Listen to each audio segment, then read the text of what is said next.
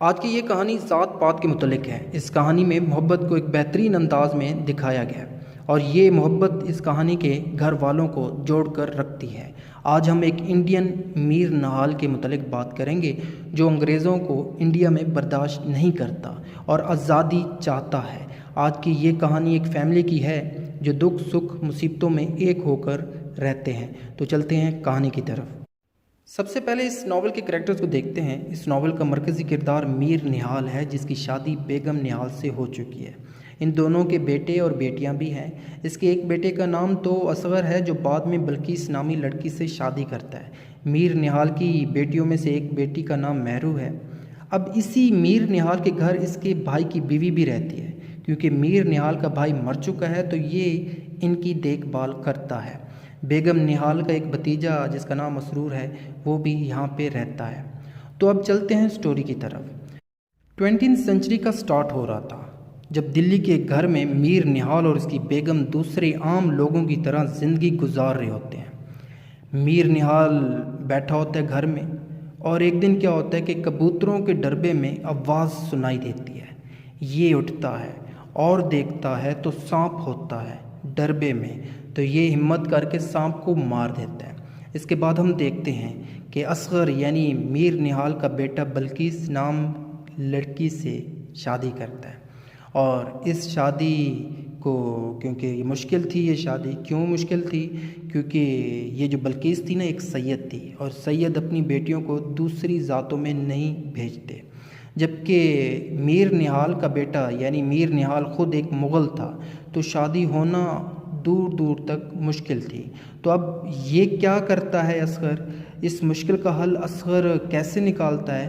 تو ہم دیکھتے ہیں کہ اصغر اپنی بڑی بہن بیگم وحید کو بلواتا ہے جو بھوپال میں رہتی ہے۔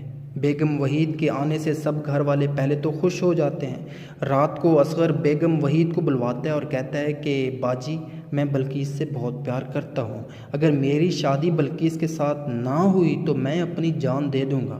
اب یہی بات اس کی بہن اپنی ماں کو بتاتی ہے اور ماں پھر میر نہال کو بتاتی ہے کہ اصغر کی شادی نہ ہوئی نا تو ہمارا یہ بیٹا اصغر خودکشی کر لے گا۔ میر نہال یہ دھمکی سن کر پہلے تو بہت دکھی ہوتا ہے، پھر کہتا ہے کہ اگر بلقیس اور اصغر کی شادی ہو بھی گئی نا تو میں میر نہال اس اصغر کے ساتھ سارے رشتے ناطے توڑ دوں گا۔ اس کے بعد ناول کے اگلے چیپٹر میں ہم دیکھتے ہیں کہ بلقیس کی ماں بیگم شہباز بلقیس کی شادی اصغر سے کرنے کی اجازت دے دیتی ہے۔ اب یہاں پہ اجازت تو مل گئی تھی لیکن آپ کو پتہ ہو کہ اس شادی سے اب میر نہال خوش نہیں تھا کیونکہ اصغر نے اپنے باپ کو دھمکی دی تھی، اسی لیے ابھی یہ شادی طے تو پا گئی تھی مگر اصغر اور بلقیس کی شادی نہیں ہوئی تھی۔ جب تک میر نہال ایگری نہیں ہوگا تب تک یہ شادی نہیں ہوگی، تو یہ شادی اب تک پینڈنگ میں ہے۔ اب اس ناول کے پارٹ 2 میں ہم دیکھتے ہیں 1911 کی سخت گرمیوں کی دوپہر تھی جب یہ میر نہال گھر سے باہر نکلا تو راستے میں اسے یاد آیا کہ یہ کبوتروں کو پانی دینا بھول گیا ہے۔ جب واپس آتا ہے تو بہت سے کبوتر مر چکے تھے۔ کچھ دن بعد میر نہال کے دل کے قریب ایک عورت ببن جان بھی مر جاتی ہے۔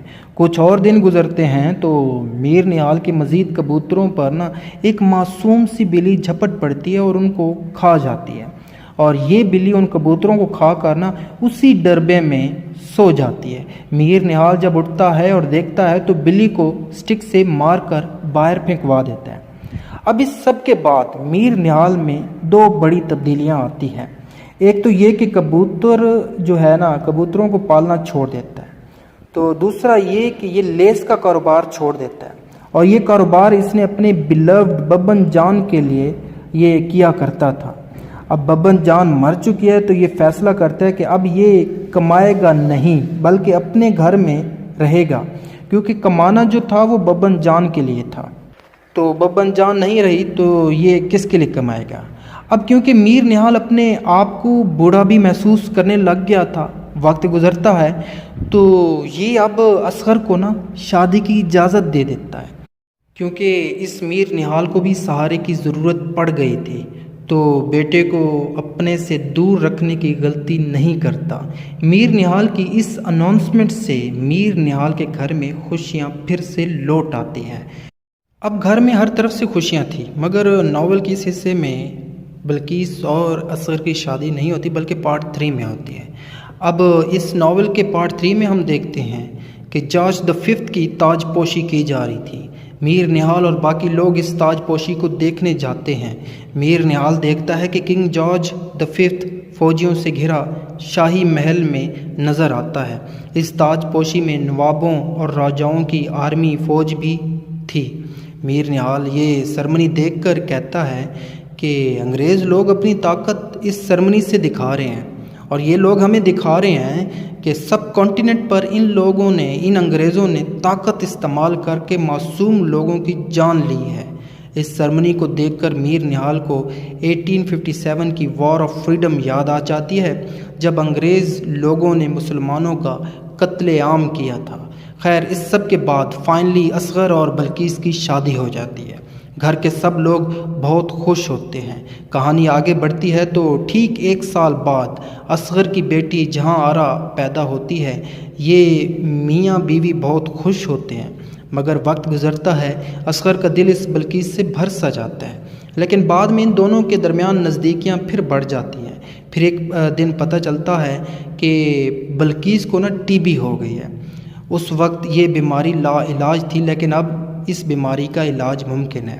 नावल के पार्ट 4 में यानी आखिरी हिस्से में हम देखते हैं कि हर तरफ इन्फ्लुएंजा की बीमारी फैल गई है, और ये जो साल है ये 1918 का है। ये बीमारी पूरे शहर में फैल चुकी है। खैर, बल्कीस भी टीबी की बीमारी से मर जाती है। असगर सदमे में होता है, और इसके बाद हर रोज़ कब्रिस्तान में जाकर ये असगर अपनी बीवी के लिए दुआ करता है।